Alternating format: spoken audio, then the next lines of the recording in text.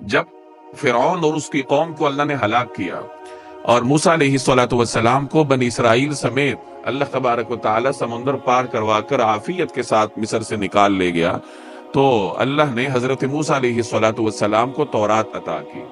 تورات تختیوں پر لکھی لکھائی سیدنا موسیٰ علیہ السلام کو مل گئی، جس میں احکام عشرہ اور مختلف قسم کے احکامات تھے۔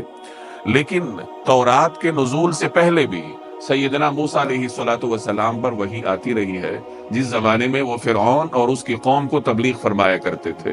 چنانچہ انہوں نے فرعون کے دربار میں خطبے ارشاد فرمائے ہیں۔ کبھی حضرت موسیٰ علیہ السلام خطبہ ارشاد فرماتے، حضرت ہارون علیہ السلام ان کی تائید فرماتے، کبھی حضرت ہارون علیہ السلام خطبہ ارشاد فرماتے، سیدنا موسیٰ علیہ السلام ان کی تائید فرماتے۔ تو عرض کرنے کا مقصد یہ ہے کہ تورات کے نزول سے پہلے بھی حضرت موسیٰ علیہ السلام پر وحی نازل ہوتی رہی ہے۔